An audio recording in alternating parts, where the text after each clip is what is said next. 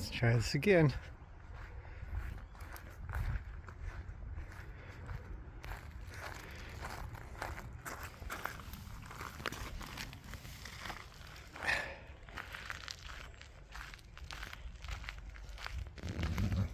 Hello, little one. You're very chatty.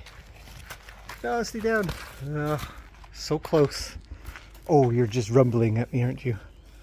Hello. I don't think you get up because you feel like you need to, but I think it's more... Oh, yes, hello. Look at you, you're so cute. Let's try again. Hi. Hello. She's so adorable. You're the interesting one. I don't think I've ever had a horse do this before, where they get up not because they want to get away or do something, it's because they just want to be as close as possible. Next to each other, real close here. Yeah, that's what you get. You get ear touchings. Look how bent she is. Get over here. Be so silly. Yeah, there you go. I know. The remnants of bugs where she's rubbed herself a little too much. I know. She's had her last delousing yesterday. Hopefully last. It's looking much better. She's not scratching as much. So. And he's lying down too. And Lena says, hurry up now. It's morning, come feed us. Yes, I shall. Okay. Well, it was another good try. Hopefully next time she just stays down. Oh God. Hello, little one. You're such a big horse.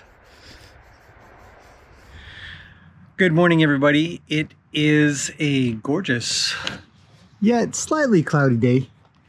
It's still really nice out. Zeus and I are enjoying a little bit of coffee together, having a nice short break from chores. Wow, God. And I thought I would show you guys what's going on. What are you doing? Show you guys what's going on with Mocha. So, we're having our average morning. Fire night tonight. Burn off some of the... Oh, look at the squirrel go. Burn off some of the slash that's around this joint. And here she is, little Mocha, out and about, eating grass. We work on having her be able to step on her lead all the time. So she's doing this a lot. She sorts it out quite quickly. And then the other thing is I want to be able to walk up. Now she's really going to step on her there. Yeah. But she always kind of gets off of it. She just kind of just rolls one foot one to the other, or backs up, or kind of gets out of the way. And so you can see just how often she steps on it. She's got 2 feet on it now.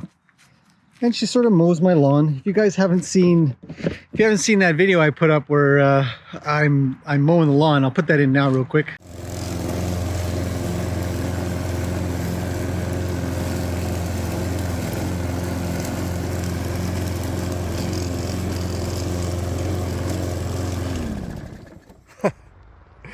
Look at how cool as a cucumber she is. We're having a race to see who can mow the lawn faster. I think I'm winning. It's I'm just gonna do this patch here in case anybody's wondering. But she's just cool as a cucumber. She does not care that I'm mowing the lawn next to her, or weed whacking for that matter. Anyhow, that's it. Just a little bragging rights. Cool horse. So we had a competition, but she mows longer than I do, so of course she's going to win. The other cool thing that we have been doing, if you don't watch the shorts on this channel, then you won't really be able to keep up with all the little things that I put up. But don't worry, I'll try to put them into this. We've been doing blanket work as well, so being able to chuck a blanket on top of her and have her be chill about it. So we're going to do more of that today. I'm going to feature that in this video, but I thought I'd give a really quick update on the health of her and her vet visit yesterday. We had our second vet visit to check out her little hernia. You can see there, that bump. And it is quite small. I don't know if we can get a better look from this side with her leg back. Let's take a look.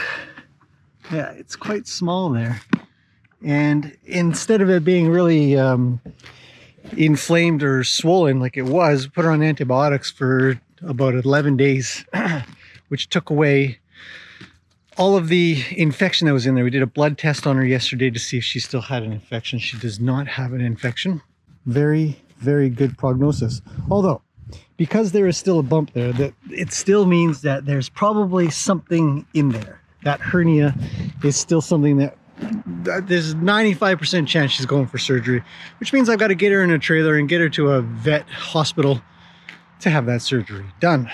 So, but training's going very well. She is managing, you know, doing this and being out in the covered arena, and we run around a little bit and do some training with the blanket, with the rope, with the barrels. So, and then a lot of practice of just coming up and just touching and grooming her while she's eating and being calm. Grab the lead rope and say, okay, come with me a little bit here, and you know, and then let it go and then let her eat. And that kind of repetitive behavior is very good for her.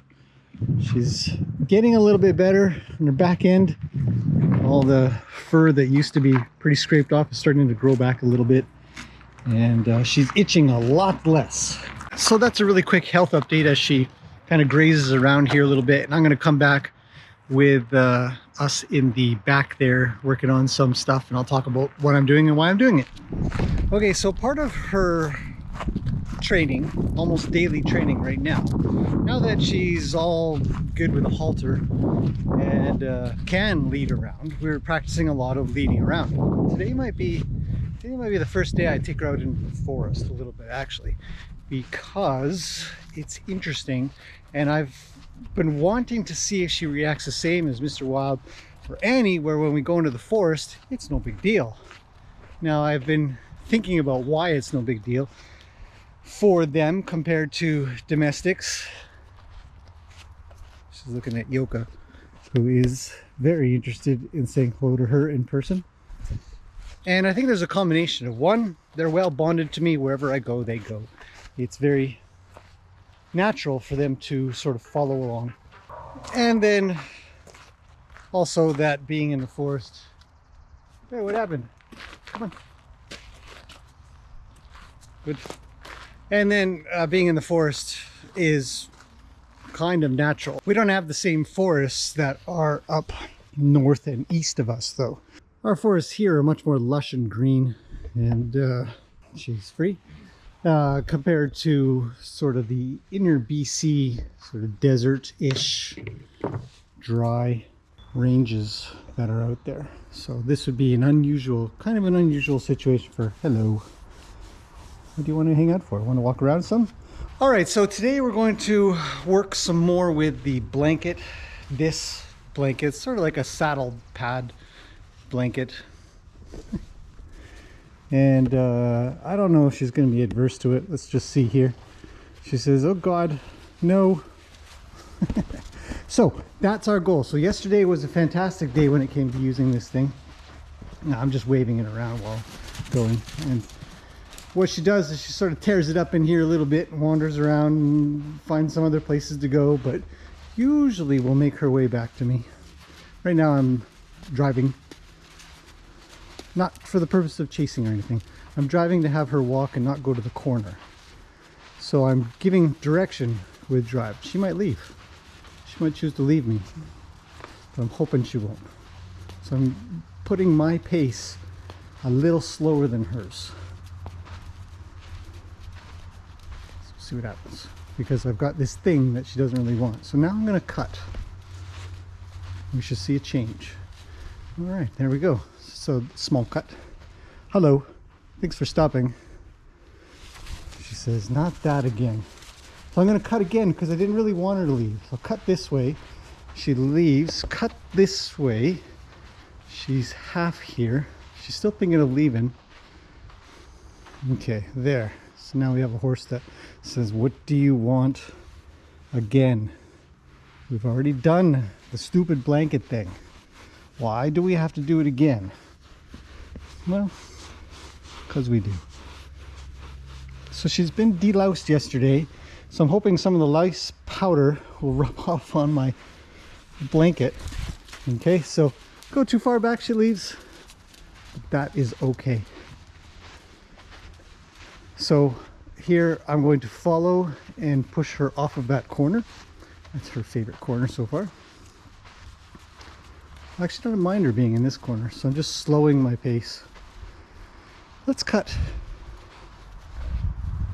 There we go. All right, so she's a little more tolerant of me cutting and asking. I'm coming to this side. This is specific because she left on this side. So I'll start with that side and then I'll come around to the other side. Now she does like a good scratchings, so you know I have an advantage here. And plenty of horses really love a good scratch. I'll show you. And massage and rub right in here. This is the scapula. But if you can kind of get right into here, plenty of times horses will just go bonkers for this. You can see. There we go. Right, so we're creating a draw. And I'm holding the blanket sort of in front of me a little bit, and she can have a think. She's not leaving. So I'll just come up and rub her face really quickly and come back. And this is really trailing down her, you can see. And then I might just place it up there. And she can have a think about it. Now, this is where it usually goes really well. She hasn't run around and gone crazy with it on her. I do intermittently let it fall off of her, or I'll go take it off of her. I'll put it on one side and I'll take it off the other side. Hello, little one, good job. So I'm just gonna take it and put it there. Whoa, made me nervous for a second. Actually, I want to do a video about fear a little bit because I've been thinking about it a bit more. But when you place an object on a horse and it has to go on the other side of where you are, okay, so don't want her in this corner. I just snap my fingers. On the opposite side that you are, they'll want to sort of veer towards you, even though you still have something on the side that you are on. And that is definitely one of those things that happens. Oh, there we go. Perfect. Hello, thank you for coming back. Sorry you got really worried there. You don't need to be. Okay, so because it's come all the way down this side and I was on this side, she's concentrating, her mind is more on this side than that side. So when it falls down that side, she wants to come this way, which is where I am. Yeah, and so that's when we have to understand that it's the right of weight. Not the right of way, the right of weight, where she's easily 300 pounds more than I am. Maybe not quite, but still bigger and faster. And it's not like she's going to kick, but she could just run into me, and that's dangerous. So it's okay to evade and make a little space, and then she'll likely just go forward and all that kind of stuff. But it's still a scary situation. Let's take that off. There you go. Good work. Yeah. So try again. Just going to place that up there. You see her eyes. Okay, so let's pause. I want to recognize the ears back, the head high, the eyes unblinking. Oh, there's a blink. Yes, you need to just calm down. Sometimes I will encourage blinking by just touching and cleaning the eyes, which is why I clean the eyes so often, so that this is a commonplace, calm thing to do. We'll come back. Okay, so more blinking, ears still back, probably listening a little out there as well, but a lot of blink, blink, blink, blink, blink, which is good because it doesn't necessarily mean that the blinking means something per se, but non-blinking means something, if that makes sense. So we know what a calm horse looks like. When a horse isn't exhibiting that calm that we want, we've probably got a problem. How about the ball? She doesn't like the ball yet. She generally will evade it, like so. But it's good because I just actually want her moving without me moving her. Does that make sense? I didn't want to chase her. I don't want to send her. I want her to feel adverse to the situation around us a little bit while not being in fear and sort of leaving, and then I'll go with her. But I will have her come out of the corner. So I tap my leg just a little there. She's walking around like she's got the fanciest scarf on ever. Now I'm trying not to cut her while going in between the table, but I want to stay behind, just sort of, I'm kind of putting myself here. Soon, over time, I will place myself more forward. But if I put myself forward here, you see how she'll want to kind of, her body's thinking about coming in. And now I got to come around here because of the obstacles. And I'll wait.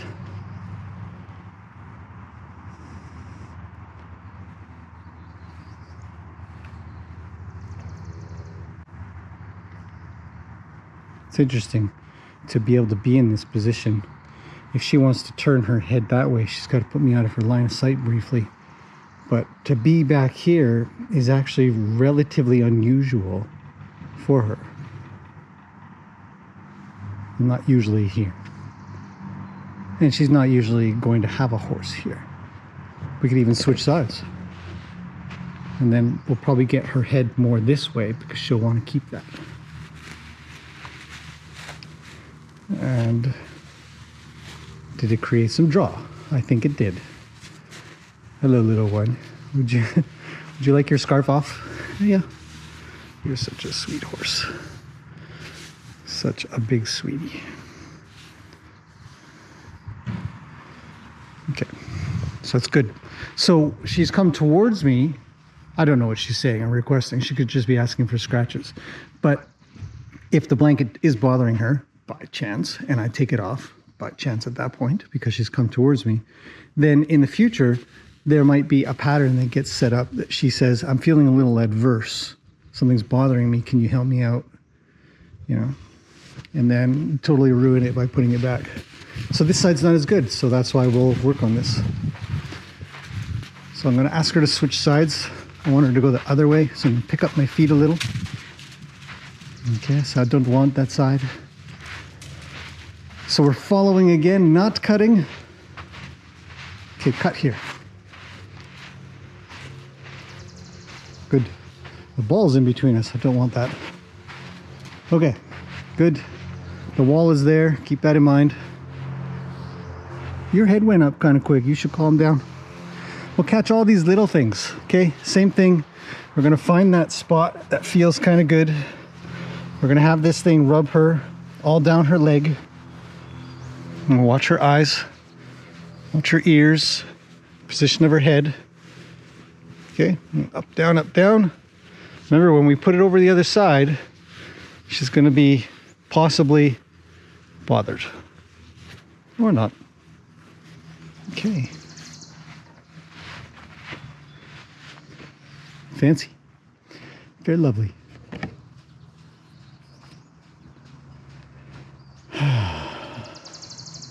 Always remember to breathe yourself, blink, be calm, chill. Okay, so I want her moving again because I think I've coined this phrase rather perfectly, that horses will stand for things when they're standing. So we want her moving. And I'm on the different side. I want to keep that right eye if I can. She's going to switch now. Yep, so I'm just going to give her a little trouble over here. So she switches. Good. That was not a good switch. There we go. So she's leaving me here. It's not desirable. It's not what I want. So let's... Yeah, there. Yeah. So I don't want this eye though. She's coming up more this way. Do you see that? So I want this side. Yeah, we want to work on your right side. Otherwise, we'll have a one-sided horse. Just stay over there, you'll be good. There's nothing out there. Just a beautiful day. All right, let's get to one of our favorite spots. There's plenty of favorite spots on a horse, but this is a really, really good one.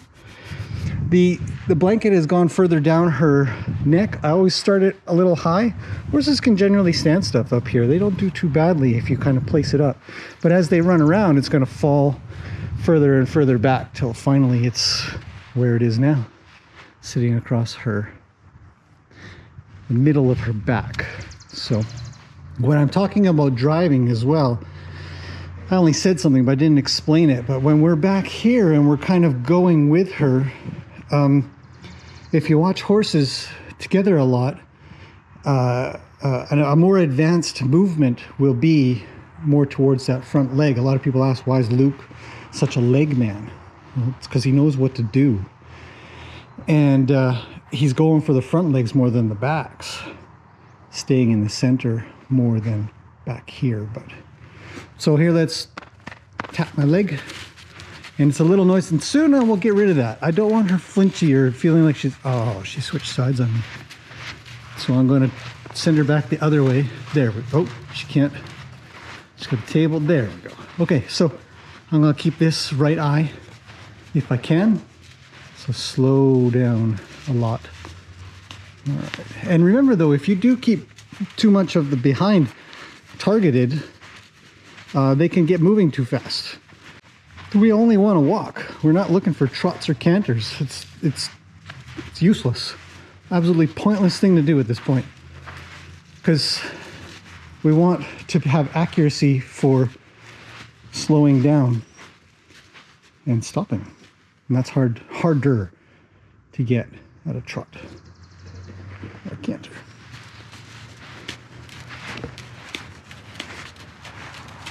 Okay, so let's ask for a slowdown and a stop. Yeah, good. Very accurate, very accurate. And that's pretty good. I actually am really quite happy with that. I've got a billion things to do, but I'm happy with this. So I think I'm personally, she could manage this for a lot longer, but I'm going to end this here. And hopefully that's been kind of interesting.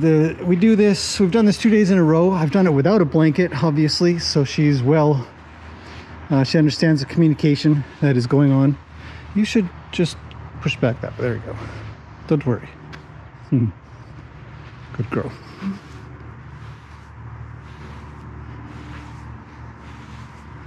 It's quite soft.